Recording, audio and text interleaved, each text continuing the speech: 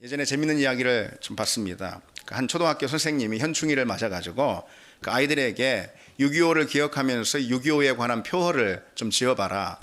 뭐 예전에 저희도 그런 이제 표어를 많이 봤는데 뭐 길거리에서도 보고 그때는 뭐 주로 방공표어 뭐 이런 거 있었습니다.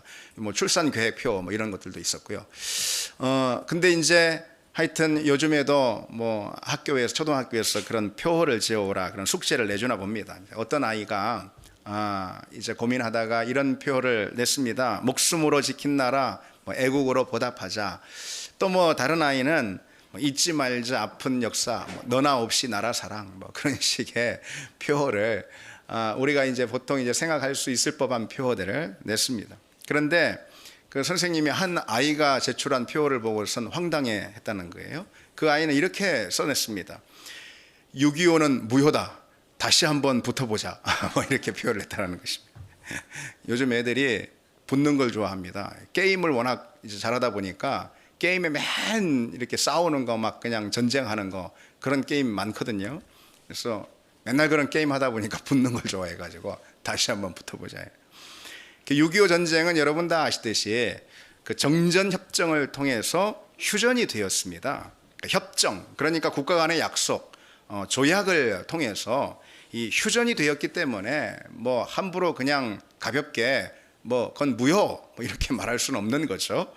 조약이라 할 때 이 약, 이것은 그 약속을 말하는 것이죠. 그런 약자가 들어간 단어를 우리가 일상에서도 흔히 씁니다. 뭐 서약, 계약, 약정, 뭐 약조 그런 말들 흔히 씁니다. 근데 요즘은 계약 혹은 뭐 약정 이런 말들 우리가 많이 접하는 때입니다. 뭐 부동산 계약 어느 때나 접하잖아요. 뭐 보험 계약 아니면 어음 약정, 뭐 핸드폰 약정 그런 말 우리가 많이 씁니다. 그처럼 우리는 어디에서나 언제나 이 계약의 관계에 있다라는 것을 알 수 있어요. 우리 삶은 계약 관계 가운데 있습니다. 그런 점에서 우리가 사는 사회를 계약 사회다. 뭐 그렇게 말해도 지나치지 않습니다. 계약? 뭐 나는 뭐 누가 계약 맺은 게 없는데 뭐 여러분 신용카드 하나 가지고 있어도 또 뭐 핸드폰 하나 가지고 있어도 다 계약 가운데 우리가 있는 거잖아요. 사실 이미 오래전에 루소와 같은 철학자들은 그 유명한 사회계약설 뭐 그런 말을 하기도 했습니다. 우리가 사는 사회는 수많은 개인들이 명시적이든 묵시적이든 어떤 서로 간에 맺은 계약 안에 우리가 산다. 그런 뜻인 거죠. 그걸 통해서 사회가 지탱이 된다는 것입니다. 그처럼 우리는 약속 안에서 서로가 거할 자리를 약속 안에서 서로가 살 공간을 만들어가는 것입니다. 그 약속이 없으면은 또는 그 약속이 깨져버리면은 사회는 지탱이 안 됩니다. 우리 삶은 금방 무너져 버립니다. 그런데 우리의 믿음도 바로 그와 같은 약속에 기반한다. 라는 사실을 우리가 오늘 말씀을 통해서 좀 살펴보려고 하는 것이죠. 그걸 가리켜서 언약이다. 성경은 언약이라는 단어를 사용하고 있어요. 언약은 성경에서 가장 중요한 어떤 신앙의 내용 또는 신학이라고 이렇게 말할 수가 있습니다. 그런데 그 언약이라는 단어가 맨 처음 등장하는 대목이 바로 이 노아 이야기거든요. 노아 홍수 이야기거든요. 오늘 본문에는 하나님께서 노아에게 주신 그 언약, 곧 우리에게 주신 언약이겠죠. 그 언약에 대해서 그 언약이 무엇인지 좀 말씀을 나눠보려고 합니다. 먼저 오늘 본문의 맥락에 대해서 좀 잠시 살펴봐야 되겠죠. 홍수가 끝났습니다. 이제 우리가 6장부터 쭉 살펴보고 있는데 노아 홍수 이야기를 이제 9장 되니까 홍수가 끝났어요. 그리고 노아와 그 가족들 그리고 모든 방주에 있던 짐승들이 다 이제 드디어 방주에서 나왔습니다. 노아는 하선 후에 가장 먼저 여호와 하나님께 제사를 올려드립니다. 그러자 하나님께서 노아에게 복을 주시는데 생육하고 번성하고 땅에 충만하라 그런 복을 노아에게 주십니다. 그리고 나서 노아에게 언약을 행하십니다. 어떤 언약일까요? 다시는 이와 같은 홍수의 심판은 없을 거다. 그런 언약입니다. 그리고 그 언약의 증표로 무지개를 탁 이렇게 하늘에 걸어 두셨습니다. 물론 뭐 여기 이 대목에서 그러면은 뭐 창조시 그 이후에 이제 비가 왔을 텐데 그때는 뭐 무지개가 없었느냐 뭐 그런 뭐 그런 지구과학적인 질문은 던지지 마시기 바랍니다. 뭐 천지가 창조되고 홍수 심판 이후에야 무지개가 처음 여기 나타났다 그렇게 뭐 볼만한 이유는 없습니다. 오늘 본문의 대목에서 이미 있던 무지개를 하나님께서는 언약의 증표로 사용하셨을 수 있는 거죠. 특별히 본문에 나오는 이 무지개라는 단어 있죠. 이 무지개라는 말은 히브리어 본 뜻에 의하면은 활을 의미해요. 활. 왜 전쟁터에 쓰는 활 있잖아요. 군인들이 전쟁에서 사용하는 활, 원래 본 뜻이 무지개가 바로 그 활을 의미합니다. 그렇다면 여러분, 그것이 무엇을 의미할까요? 무엇을 의미할까요? 홍수 심판이 끝난 후에 하늘과 땅 사이에 길게 뻗은 그 무지개는 이런 걸 의미하는 거예요. 하나님께서 그간 들고 계셨던 당신의 활을 이제 내려놓으셨다. 그런 뜻을 의미하는 것입니다. 하나님께서 이제 활을 접으시고 하늘에 저처럼 걸어두으셨으니 이젠 심판이 다 끝났다. 그리고 하나님과 노아, 그리고 하나님과 우리 사이에 평화가, 샬롬이 주어졌다라는 그런 의미겠죠. 바로 그 무지개가 그래서 이 언약의 증표가 되는 것입니다. 다시는 홍수로 심판하지 않겠다라는 그런 약속의 증표입니다. 그런데 그처럼 하나님의 언약이 주어지기 전의 장면, 다시 말해서 홍수 심판이 이제 그치고 막 그 직후 있죠. 그때 어떤 일이 있었는가, 그때 하나님께서 노아에게 찾아오셔서 어떤 말씀하셨는가, 이걸 살펴볼 때 우리는 언약의 의미에 대해서 좀 더 자세히 접근할 수가 있습니다.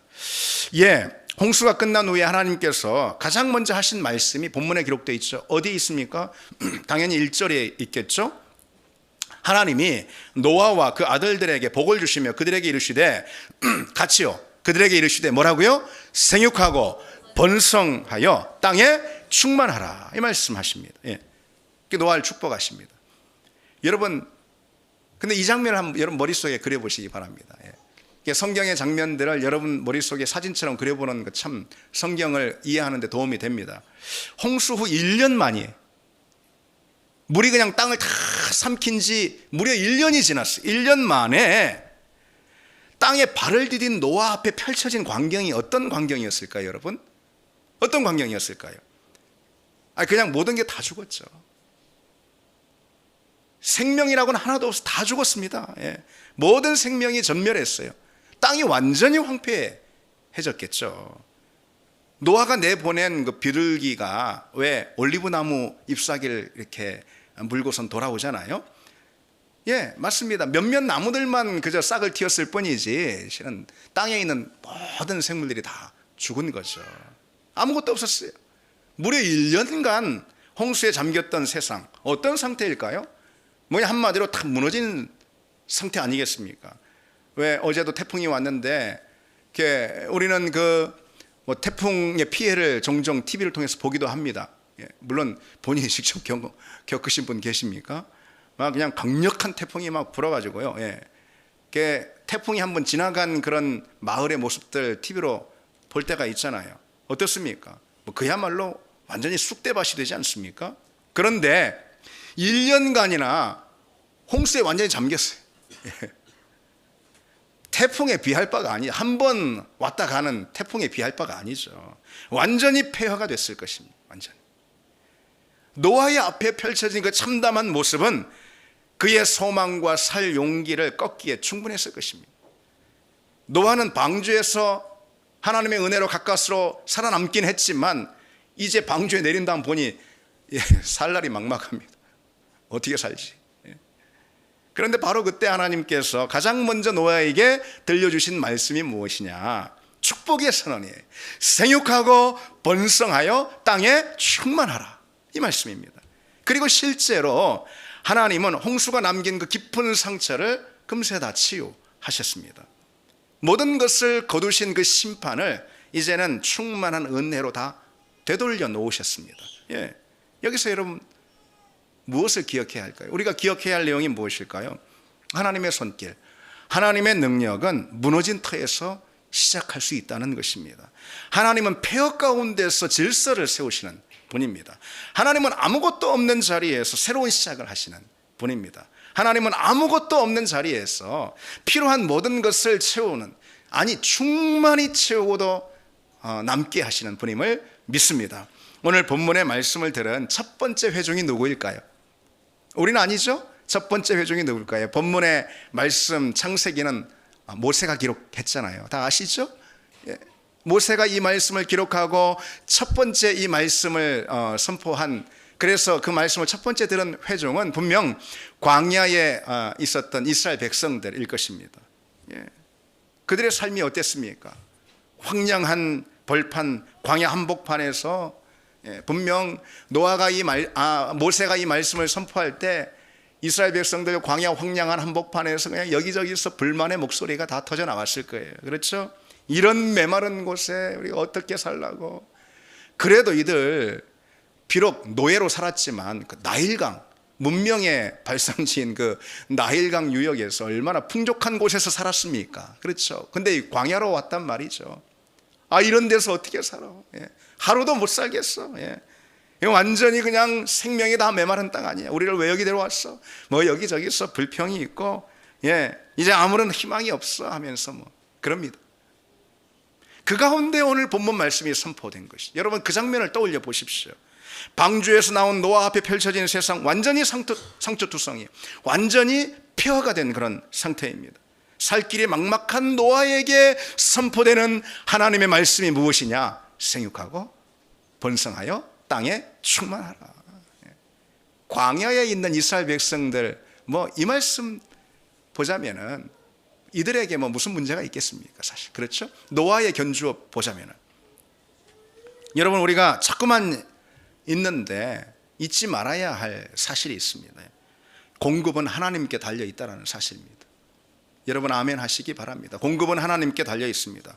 노아 앞에 펼쳐진 땅이 황량하게 죽은 땅임에도 하나님은 바로 그 자리에서 이런 말씀을 주시고 있어요. 오늘 3절인데 모든 산 동물은 너희에게 먹을 것이 될지라 채소같이 내가 이것을 다 너희에게 주노라. 모든 산 동물은 다 너희 먹일 것이 될 것이라. 무슨 눈을 씻고 봐도 산 동물이 어디 있어요? 여러분? 다 죽고 없는데 물고기를 말씀하시는 건가? 아무것도 없는데 무슨 산동물이 있습니까? 산동물이 어디 있다고. 그러나 하나님은 그렇게 선언해 주십니다. 모든 산동물은 너희가 먹을 것이 될 거라. 하나님이 공급하시겠다라는 것, 이제 곧 공급하시겠다라는 것이죠. 하나님이 당신의 손길을 펼치시겠다라는 거 아니겠습니까? 하나님이 공급하시면 죽은 땅 가운데도 생명의 역사가 일어나는 줄 믿습니다. 하나님이 공급하시면 모든 끊어진 상황에도 새 길이 우리에게 펼쳐지는 줄 믿습니다. 따라서 모든 소망도 하나님으로부터 시작이 됩니다. 그와 같이 절망적인 상황이었잖아요. 그러나 내가 공급하리라. 노아가 느꼈을 그런 마음이 어떤 걸까요? 소망이 하나님께 있다. 모든 소망은 하나님께 있다. 그거 아니겠습니까? 지금 눈앞에 보이는 상황은 중요하지 않습니다. 그래서 하나님이 무엇을 작정하셨는지 그 사실이 중요합니다. 내 앞에 있는 상황이 내 인생을 결정하는 것이 아니죠. 하나님이 내게 무엇을 작정하고 계신가만이 중요합니다. 하나님이 새 일을 작정하셨으면 바로 눈앞에 있는 상황과 상관없이 그와 같이 하나님이 결정하신 일들이 펼쳐질 것입니다. 이사야서에 보라 내가 새 일을 행하리니 내가 나타날 것이라. 내가 광야의 길을 사막의 강을 내리라 그랬습니다. 지금 광야밖에 보이지 않습니다. 그러나 거기에 길을 내신다는 거죠. 지금 사막 한복판에 있습니다. 그러나 거기에 강을 내신다는 거죠. 여러분 보이는 상황이 중요합니까? 사막이나 광야나? 아니죠. 그 가운데 지금 선포되고 있는 하나님의 말씀이 중요할 뿐 아니겠습니까? 그렇죠? 그 가운데서 하나님이 강이 펼쳐지리라, 길이 열리리라 말씀하시면은 그 하나님의 말씀만이 우리에게 중요한 줄 믿습니다. 우리 인생을 놓을 곳은 그 하나님의 말씀인 줄 믿습니다. 그러기에 모든 회복의 역사도 역시 하나님으로부터 시작된다라는 금방 우리는 그런 결론을 얻을 수가 있습니다. 그렇죠? 하나님이 공급하십니다. 아무것도 없는 자리에서. 그러니 노아는 그 안에서 소망을 발견했을 것입니다. 그리고 모든 것이 다시 회복될 것이라, 이전처럼 회복될 것이라는 믿음도 분명히 가졌을 거예요. 하나님은 회복시키시는 분입니다. 하나님은 회복의 하나님입니다. 하나님은 망가진 삶을 다 회복시키십니다. 하나님은 상한 마음을 회복시키십니다. 하나님은 무너진 관계를 회복시키시는 줄 믿습니다. 하나님은 침체된 믿음도 다 회복시키시는 줄 믿습니다. 하나님은 회복에 능하신 분입니다. 하나님은 회복에 능하신 분입니다. 하나님은 항상 우리가 이제 완전히 망했어, 이제는 완전히 회복 불가능해, 이제는 아무것도 난 할 수 없어, 맞습니다. 자기가 느끼는 대로 그건 맞습니다. 그러나 이제 곧 하나님께서 행하실 일로 보자면 그건 틀렸습니다. 하나님은 회복의 하나님이시기 때문에 그렇습니다. 우리가 이젠 다 틀렸어, 이젠 뭐 불가능해 라고 말하는, 라고 느끼는 그 순간이 바로 하나님이 일하시는 때이고, 그렇기 때문에 바로 그 순간이 우리가 믿음을 하나님께 드려야 할 때입니다. 하나님이 계시는 한 모든 것을 되돌려 놓으신 그 회복의 역사, 다 무너졌다고 생각하는 그 시간에, 이젠 나 할 수 없다라고 말하는 그 시간에 모든 것을 옛처럼 다시 이전보다 훨씬 더 풍성하게 돌려놓으시는 하나님의 역사가 우리에게 준비되는 줄 믿습니다. 하나님이 돌려놓지 못할 일은 아무것도 없습니다. 간혹 보면은 이런 경우를 봅니다. 큰 불행을 겪은 사람들, 우리가 다 그렇죠. 불행 없는 사람 인생이 어디 있습니까?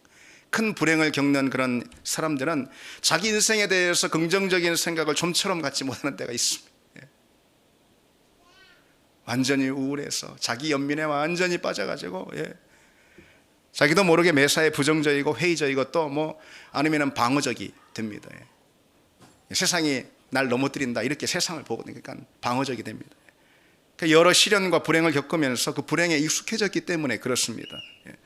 그런데 그게 굳어져 가지고 불행을 당연한 것으로 여기는, 그렇게 반응하는 태도, 이거는요 그 자체가 불행한 것입니다. 그런 마음의 상태 그 자체가 불행입니다. 불신앙의 태도이기 때문에 그래요. 그것은 불신앙의 태도. 하나님은 폐허더미에서도 모든 것을 다시 일으키시는 분, 이전보다 더 풍성하게 놀랍게 채우시는 분이라는 이 믿음이 없는 것입니다. 우리는 그 믿음을 요구받은 사람인 줄 믿습니다. 우리는 그 믿음이 필요한 사람들입니다. 오늘 노아처럼 그런 하나님의 손길, 하나님의 능력을 경험하는 우리가 되기를 원합니다. 그래서 우리의 기도가 항상 이것이 되어야 합니다. 우리 인생이 어려움을 만나고 우리 인생이 넘어질 때가 있고, 또 때로는 모든 거 다 뜯겼어, 모든 거 다 잃었어, 만신창이가 됐어, 이제는 회복하기 힘들어, 예전처럼 돌아가기 힘들어, 내 삶을 봐도, 영적인 상태를 봐도, 또는 누군가와의 관계를 봐도 관계가 완전히 끝장이 났어. 그런 우리의 느낌이 들 때가 참 많이 있습니다. 그러나 우리가 회복의 하나님을 믿는 우리이기에 이런 기도를 늘 드리기를 원합니다. 여러분, 어떤 기도요? 홍수의 폐허 속에서도 생육하고 번성하고 땅에 충만하라 라고 말씀하신 그 하나님이 나의 하나님이시니 그 하나님의 은혜와 능력을 나도 경험하게 해 주옵소서. 그 기도가 우리의 기도가 되길 바랍니다. 이제 다시 본문은 돌아가 보겠습니다. 하나님은 그와 같은 새로운 시작과 회복의 역사를 노아에게 이제 허락해 주시는데, 선물해 주시는데, 그 회복의 역사를 이행하실 때 특별히 언약을 통해서 이행하시는 걸 볼 수가 있어요. 본문 11절에 내가 너희와 언약을 세우리니 다시는 모든 생물을 홍수로 멸하지 아니할 것이라, 땅을 멸할 홍수가 다시 있지 아니하리라 그랬죠. 여기서 이 언약이라는 말에 주목해야 합니다. 성경에 언약이라는 단어, 참 중요한 단어도 없습니다. 언약은 구약 성경에만도 284번이나 등장하는데 오늘 본문 창세기 9장에 무려 7번이나 연거푸 나오고 있습니다. 오늘 본문에 이제 언약을 세우다 이런 식으로, 언약에 세우다라는 동사가 같이 사용되고 있잖아요. 그런데 성경의 다른 많은 본문들을 보면은 언약을 맺다 이렇게 표현되는 본문들도 많이 있습니다. 언약을 맺다. 근데 이 언약을 맺다라는 성경의 표현이 참 흥미로운 표현입니다. 왜냐하면 이 언약을 맺다는 그 히브리어로 카라트 베리트, 그냥 이런 건 잊어버리십시오. 카라트 베리트인데, 이 베리트는 여기서 언약을 말하는 거예요. 그러면 카라트는 뭐냐? 카라트는 베다, 자르다, 쪼개다, 그런 동사입니다. 그런 의미가 있습니다. 그러니까 언약을 맺다, 이 카라트 베리트라는 단어를 직역하면은 이런 게 되는 거예요. 언약을 자르다, 언약을 쪼개다, 이런 뜻이 되는 것입니다. 이게 무슨 말일까요? 여기서 이 언약의 기본 의미를 우리가 발견할 수 있습니다. 어떤 의미일까요? 언약이라는 것은 고대 시대에 원래 그렇게 언약을 맺었습니다. 성경뿐 아니라 당시 고대 근동에 언약을 맺는 습관이 그랬습니다. 어떻게 하느냐? 언약은 재물을 둘로 쪼개고 그 사이를 언약의 당사자들이 이렇게 지나감으로써 양을 둘로 쪼개고 그리고 그 사이로 언약의 두 당사자가 지나감으로써 이거를 상기시키는 거예요. 만약 우리가 세운 이 언약을 누구든 파기할 시 그 파기하는 사람은 이 쪼개진 재물처럼 죽을 거다라는 것을 의미하는 것이죠. 결국 이 언약이라는 것은요, 목숨을 담보로 세워진 그런 엄숙한 약속, 엄숙한 선언이 바로 이 언약입니다. 근데 하나님과 우리 사이에 언약이 맺어졌다는 거예요, 성경에. 이게 어떤 언약입니까? 하나님과 우리 사이에 맺어진 언약은 그럼 어떤 언약일까?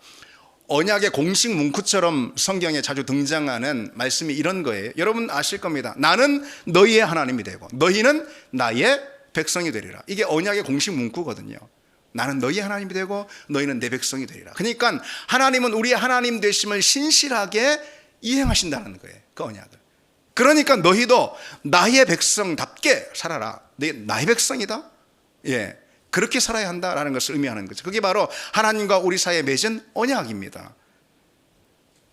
그런데 아까 말씀드린 대로 이 언약을 맺다라는 것은 쪼개다, 가르다 이런 뜻이라고 그랬잖아요. 언약을 파기한 쪽은 죽음을 면치 못한다는 그런 뜻이죠. 근데 여러분 성경의 역사를 보면 어떨까? 하나님과 먼저 이스라엘 백성들이 맺은 언약이죠. 어떻게 됐습니까? 언약의 상대자인 이스라엘 백성들, 그들의 연약함으로 인해서 그 언약이 늘 깨지잖아요. 하나님은 그들에게 신실하셨는데 이스라엘 백성들은 그렇지 못해가지고 늘 하나님 실망시켜드리고 하나님께 불순종하고 우상에게 달려가고 그들의 인생의 주인 노릇을 하고 그러지 않았습니까? 그래서 늘 언약을 깼어요. 언약을 파기해버렸어요. 결국 하나님의 진노로 이스라엘이 멸망하지 않습니까? 그러나 하나님은 그것으로 끝내지 않고 우리를 불쌍히 여기셔서 우리에게 새 언약을 주셨습니다. 새 언약을 약속하세요. 예레미야 31장에 이런 말씀이 있습니다. 여호와의 말씀이니라 보라 날이 이르느니 내가 이스라엘 집과 유다 집에 새 언약을 맺으리라 그랬어요. 이 새 언약은 그냥 한마디로 말씀드려서 예수 그리스도를 통해서 맺는 언약을 의미합니다. 근데 여기서 중요한 사실이 있어요. 이 새 언약이라는 것은 우리가 연약해서 우리가 자꾸 죄에 빠지고 자꾸 그 하나님과 맺은 언약을 파괴해버리니까 우리의 죄의 본성 때문에 늘 그러니까 이제 하나님이 새롭게 주신 그 새 언약, 그리스도 안에서 주시는 그 새 언약은 우리가 직접적인 언약의 당사자가 아니에요. 왜? 자꾸 깨버리니까. 언약을 깨면 어떤 존재가 돼요? 죽을 목숨이 돼버리는 거예요, 언약을 깨면. 그러니까 이 새 언약은 하나님께서 예수 그리스도 십자가를 보증으로 우리에게 언약을 주십니다. 그 때문에 하나님이 우리와 맺은 언약은 결코 깨지지 않는 영원한 언약이 되는 거예요. 예수 그리스도 십자가 그 언약의 보증이 하나님과 우리 사이에 맺은 그 언약을 견고하게 붙든다라는 것입니다. 언약의 파기자는 쪼개져 죽어야 한다라고 말씀드렸잖아요. 따라서 인간은 하나님과 맺은 언약을 늘 어기기 때문에 여러분 우리가 그렇잖아요. 뭐 우리라고 다릅니까? 이스라엘 백성들만 그럽니까? 그러니까 우리가 멸망받고 심판받아 죽습니다. 쪼개져야 합니다. 그런데 예수 그리스도 십자가를 보증으로 하나님께서 우리에게 언약을 맺으셨다. 구원의 언약이죠. 천국의 언약이죠. 영생의 언약이죠. 이것을 맺으셨다. 이게 어떤 의미냐? 하나님은 우리가 늘 언약을 깨버리니까 우리가 쪼개져야 되는데 하나님은 당신을 스스로 쪼개셨다는 것입니다. 당신의 아들을 보내셔서 그 아들의 몸을 찢으심으로 언약을 유지시키십니다. 내가 대신 찢길 거다. 너희가 언약을 파기했지. 그러나 찢기는 존재는 나다. 내가 대신 찢기마. 내가 대신 피를 흘리마. 내가 대신 죽으마. 그리고 그 언약은 지탱한다. 그런 의미입니다. 여기서 십자가가 바로 그 언약의 증표가 됩니다. 무지개가 아닌 이젠 십자가가 언약의 증표입니다. 그래서 이 언약은 엄밀히 이 계약과는 다릅니다. 언약, 커버넌트라고 합니다. 계약, 컨트랙트 다릅니다. 어떻게 다릅니까? 계약은 상호 간에 서로 주체적 관계가 되어서 맺습니다. 서로가 계약의 상대자입니다. 그래서 누구든 깨면은 깨지는 거예요. 그러나 언약은 예수 그리스도 십자가 보증 위에서 하나님께서 우리에게 맺어주신 약속입니다. 그래서 깨지지 않습니다. 우리가 깨도 깨지지 않습니다. 히브리서 7장 22절에 이와 같이 예수는 더 좋은 언약의 보증이 되셨다고 그랬습니다. 계약은 누구든 한쪽이 파기하면 무효가 됩니다. 그러나 언약은 예수 그리스도 십자가 보혈이 내게 유효한 그 이상 영원한 보증이 되기에 절대로 깨지지 않습니다. 하나님의 은혜는 그래서 심지어 내가 거부한다 하더라도 불가항력적으로 내게 주어지는 선물입니다. 이 얼마나 놀라운 사실입니까? 오늘 본문을 보더라도요, 그래서 언약의 주도권이 하나님께, 오직 하나님께 있음을 오늘 사실 본문에서도 보여주고 있는데요. 본문 9절로 12절에 하나님이 이 말씀의 본문에 습관적으로 사용하시는 그런 말씀이 있어요. 그런 구절이에요. 내가 내 언약을 세우리니 그랬어요. 11절에도 내가 너희와 언약을 세우리니, 언약의 주도권이 하나님께 있죠. 17절에도 내가 세운 언약의 증거라, 이렇게 말씀해요. 주어가 다 하나님이에요. 하나님의 의지가 강조되어 있는 거예요. 언약을 반드시 유지하겠다라는 하나님의 의지가 담겨 있습니다. 하나님이 언약을 세우시고 유지하시고 성취하십니다. 언약의 수립자가 언약에 대한 책무를 스스로 이행하고 완수합니다. 심지어 그 아들 예수 그리스도를 십자가에 희생시키시면서까지 언약의 수립자가 언약의 책무를 완수하십니다. 그래서 내 언약이다, 이렇게 말씀하시는 거예요. 그 언약의 내용을 우리가 지킬 수 있는 힘이 없기 때문에 하나님께서 주도적으로 언약을 체결하시고 그리스도를 통해서 지켜내십니다. 물론 언약의 실질적인 상대자는 나예요. 하나님, 나와 언약을, 우리와 언약을 맺으시는 거죠. 그래서 그 언약이 지켜질 때, 하나님과 내가 맺은, 우리가 맺은 그 언약이 지켜질 때, 하나님은 우리 하나님이 되시고 나는 하나님의 백성이 되는 그 신실한 그 언약의 이행이 될 때, 여러분 누가 복을 받습니까? 누가 은혜를 누립니까? 하나님이 복 받습니까? 하나님이 복 받습니까? 하나님이 우리와 약속을 신실히 이행하실 때 하나님께 좋은 게 있습니까? 우리가 복 받죠. 그렇죠. 언약을 이행할 때 그 결과로 주어지는 선물은 누구에게 돌아갑니까? 우리에게 돌아옵니다. 예. 그런데 그 언약을 끝끝내 지켜내시는 분은 누구냐? 하나님이세요. 얼마나 감사합니다. 그렇죠. 그러니까 은혜라고 하는 것입니다. 예. 하나님은 그리스도 십자가를 언약의 보증으로 삼으시고 그리스도 안에서 우리에게 맺으신 그 구원의 언약을 결코 깨어지지 않도록 하십니다. 그것을 그래서 이른바 은혜 언약이다, 그렇게 말합니다. 예, 은혜 언약이다. 예, 성경의 언약은 계약이 아니에요. 은혜 언약이에요. 언약은 계약 당사자가 직접 책임을 져야 하는데 그리스도께서 십자가에서 지신 책임으로 보증하십니다. 우리가 설령 언약을 파기하는 죄를 짓는다 해도 언약이 파기되진 않아요. 그 이유가 거기 있습니다. 그리스도의 십자가의 보증으로 언약을 세우셨어요. 그래서 우리가 심지어 하나님을 등지고 죄를 짓는다 해도 우리가 물론 아버지 되신 하나님께서 자녀인 우리를 책망하시는 건 책망은 받을 수 있겠죠. 당연히 그건 피하지 못하죠. 그러나 언약이 파괴돼서 구원이 취소되는 일은 없다는 것입니다. 그 하나님께 감사하고 그 하나님께 영광을 올려드리는 우리가 되기를 원합니다. 여러분, 이와 같은 언약을 통해서 오늘 이 언약이라는 말씀을 통해서 우리가 이 시간 두 가지 좀 간단히 기억하기를 원합니다. 첫 번째로 언약을 통해서 우리가 기억해야 될 사실이 무엇이냐? 하나님과 우리 사이에 어떤 결속이 도대체 있는 것인가? 하나님과 우리 사이의 결속은 도대체 얼마나 단단하고 끈끈한가? 그걸 언약이라는 단어를 통해서 기억해야 합니다. 언약이 말해주는 사실이 뭐예요? 하나님과 우리가 어떤 결속 가운데 있는지 말해주는 거예요. 하나님은 당신의 아들 예수를 십자가에 내어주시고 십자가에 희생시키시기까지 언약을 지키시길 원했잖아요. 언약을 지켜내셨던 것입니다. 우리를 구원하시려고 그런 거죠. 그 사실이 여러분 무엇을 뜻하는 거겠습니까? 하나님과 우리의 관계가 그저 그렇게 가볍고 시시한 관계가 아니라는 거죠. 우리의 관계를 하나님께서 지키시기 위해서 당신의 아들을 내어주셨기까지 했습니다. 하나님과 우리의 관계, 그 관계의 결속이 얼마나 능력 있고 대단한 것입니까? 여러분, 세상에 그와 같은 관계가 있겠습니까? 어떤 관계의 결속을 유지하기 위해서 자기가 희생할 수는 혹 있을지 몰라요. 근데 그 관계를 유지하기 위해 아들을 희생으로 내보내는 사람이 있어요? 그런 사람 없을 것입니다. 하나님은 그렇게 하셨습니다. 하나님과 우리의 관계가 얼마나 대단한 것인가 보여주는 대목입니다. 예. 하나님과 우리의 관계는 십자가의 사랑이 지켜낸 관계이기 때문에 하나님과 우리의 결속은 세상에 그 무엇도 끊을 수가 없습니다. 하나님과 우리의 결속은 그래서 우리가 싫다고 끊어지는 것도 아니에요. 그래서 여러분, 그 점을 기억하시기 바랍니다.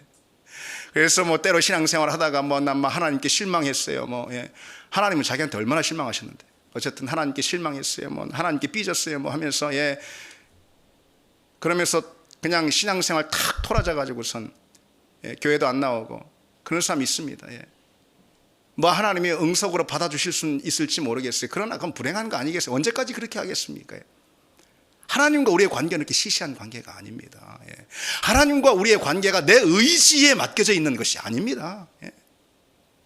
하나님과 우리의 관계가 내 어떤 느낌, 하나님에 대한 감정에 맡겨져 있는 것이 아닙니다. 그것은 예수 그리스도 십자가 보혈 그 사랑이라는 기초 위에 하나님과 우리의 관계가 놓여 있습니다. 여러분, 그 사실을 기억하시길 바랍니다. 또 하나 더, 둘째로 이 언약을 통해서 우리가 기억해야 될 사실이 무엇이냐? 그것은 하나님의 신실하심입니다. 하나님의 신실하심. 하나님은 당신의 언약을 반드시 이루시는 분이다, 이거죠. 정말 엄청난 열심으로 당신의 언약을 이루신 분입니다. 언약을 이루기 위한 하나님의 열심은 불처럼 타오릅니다. 하나님은 정말로 이렇게 말할 수 있을 거예요. 지독히도 열심히 우리를 향하신 당신의 복의 약속을 펼쳐가시는 분이에요. 하나님은 지독하게 열심히 우리를 향한 당신의 언약을 성취하시는 분이에요. 그 열심, 그 고집, 그 집념은 세상 그 무엇도 꺾을 수가 없습니다. 하나님이 봐라, 내가 내 아들을 내어주기까지 이들을 사랑했고 이들과 맺은 언약을 지킬 의지가 내게 있다라고 말씀하시는 건데, 세상 그 무엇이 하나님의 신실하심을 꺾을 수가 있겠습니까? 하나님은 당신의 언약을 잊으시거나 깨트리는 법이 절대로 결단코 없다는 것이죠. 하늘이 두 조각 나도 없습니다. 여러분, 하나님의 약속이 아직까지 혹 이행되지 않고 있는 것이 있다면, 물론 구원의 약속은 이행이 되죠. 그러나 여러분들이 하나님 앞에 기대하고 바라며 소원하고 기도하는, 그래서 확신 가운데 받은 그런 하나님의 약속이 있다면, 그런데 그것이 아직까지 혹 여러분이 볼 때 이행되지 않는 것이 있는 것 같아 느껴진다면, 그 이유는 하나일 것입니다. 무엇이냐? 믿음이 없어서 그렇습니다. 그 약속에 대한 믿음을 버릴 때, 그때 이외에는 하나님의 약속이 준행되지 않는 경우는 없습니다. 우리가 약속의 말씀 위에 든든히 서 있기만 하면은 하나님은 그 약속을 믿는 우리에게 반드시 당신의 약속을 이행하시는 분임을 믿습니다. 우리가 내 자신에게 소망을 가질 수 있는 이유도 바로 거기에 있어요. 내가 잘나서 내 의지가 내 믿음이 좋아서 그런 게 아닙니다. 그걸 통해서 내 인생을 또는 나 자신을 믿을 수 있지 않습니다. 나를 향하신 하나님의 신실하심, 그 언약을 지키고자 하시는 하나님의 그 변함없는 신실하심, 그것이 있기에 나는 내 자신의 인생도 믿을 수가 있는 것입니다. 내 자신에게도 소망을 발견할 수 있는 것입니다. 성경은 너희를 부르신 이는 미쁘시니 그가 또한 이루시리라 했습니다.